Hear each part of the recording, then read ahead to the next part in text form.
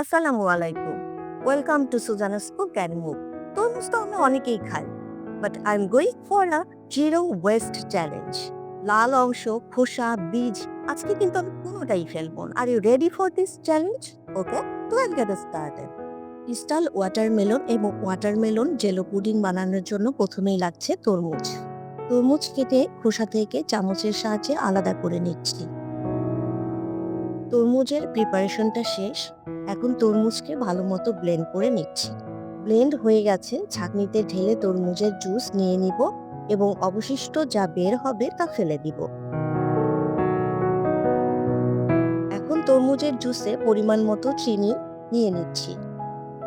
আমার তরমুজটি খুব বেশি মিষ্টি নয়, তাই চিনি অ্যাড করে নিচ্ছি। এখানে আমি 6 টেবিল চামচ চিনি নিয়েছি। আর এখানে জুসের পরিমাণটা বলে দিই।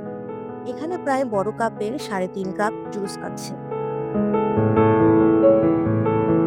দিয়ে দিচ্ছি 1.5 টেবিল চামচ আগার আগার পাউডার, আর দিচ্ছি সামান্য ফুড কালার রঙের জন্য। সবকিছু দিয়ে ভালো মতো মিশিয়ে নিচ্ছি। এখানে একটি বিষয় লক্ষ্য রাখবেন, আগার আগার পাউডার খুব ভালোভাবে মিশিয়ে নিতে হবে। সবকিছু ভালো মতো গুলিয়ে নিয়েছি। এখন চুলা ধরিয়ে জেলো তৈরি করে নিব। জেলো তৈরির ক্ষেত্রে খুব বেশি সময় লাগে না, জাস্ট একটি বলক উঠে গেলে এবং আগার আগার পাউডার সিদ্ধ হয়ে গেলেই জেলো রেডি হয়ে যাবে।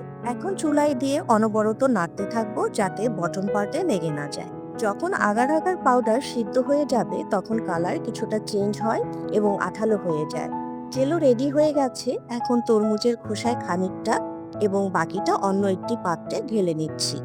এই কাজটি গরম অবস্থায় এবং চুলা থেকে নামিয়েই করতে হবে। যখন জেলো সামান্য সেট হতে শুরু করবে তখন তরমুজের বীজ ডেকোরেশনের জন্য এখানে দিয়ে দিব। লক্ষ্য করুন আমি কিভাবে করছি। যে বীজগুলি ভিতরে দিব তা একটি কাঠির সাহায্যে ভিতরে ঢুকিয়ে দিব। এখন কিছু বীজ উপর থেকে ছড়িয়ে দিচ্ছি। এখন অপেক্ষা করছি জেলো সেট হবার জন্য। কিছুক্ষণ রুম টেম্পারেচারে রেখে তারপর ফ্রিজে রাখবো এবং ফ্রিজে রেখে ঠান্ডা হলেই হয়ে যাবে আমার ওয়াটারমেলন জেলো পুডিং। এরপর আমি তৈরি করে দেখাচ্ছি ক্রিস্টাল ওয়াটারমেলন। প্রথমেই আমি জেলোকে রেক্টেঙ্গেল শেপে কেটে নিচ্ছি। কাটা হয়ে গেলে উপর এবং নিচ থেকে কোকোনাট ফ্লেক্স ছড়িয়ে দিব। এরপর সব সাইড কোকোনাট ফ্লেক্সে গড়িয়ে নিব। হয়ে গেল আমার ক্রিস্টাল ওয়াটারমেলন এবং ওয়াটারমেলন জেলো পুডিং। তরমুজের ডাল বানানোর জন্য নিয়ে নিচ্ছি তরমুজের খোসা। খোসার সবুজ অংশ ছিলে সাদা অংশ এবং কিছু পরিমাণ লাল অংশ নিয়েছি। এরপর খোসাগুলি কিউব আকৃতি করে কেটে নিয়েছি। এবার প্রেসার কুকারে খোসা ঢেলে অ্যাড করছি পরিমাণ মতো লবণ এবং পানি। ঢাকনি লাগিয়ে অপেক্ষা করছি সিদ্ধ হবার জন্য। সিদ্ধ হয়ে গেছে, আলাদা একটি পাত্রে ট্রান্সফার করে নিচ্ছি। এখন সেই পানিতেই ডাল নিয়ে নিচ্ছি। ডাল এবং খোসার মেজারমেন্টটা বলে দিই। এখানে আমি 2:1 অর্থাৎ ডাল নিয়েছি 2 ভাগ এবং খোসা নিয়েছি 1 ভাগ। অ্যাড করছি সামান্য পানি, পরিমাণ মতো লবণ, সামান্য পরিমাণ হলুদ গুঁড়া এবং 2টি তেজপাতা। ডাল সিদ্ধ হয়ে গেছে, এখন ডাল ফোড়ন দিব। ডাল ফোড়নের জন্য লাগছে তেল এবং পেঁয়াজ কুচি। কিছুক্ষণ নেড়ে ভাজা হলে দিয়ে দেব তেজপাতা 2টি ও আস্ত শুকনা মরিচ। আরও কিছুক্ষণ নাড়াচাড়া করে দিয়ে দিচ্ছি টমেটো কুচি।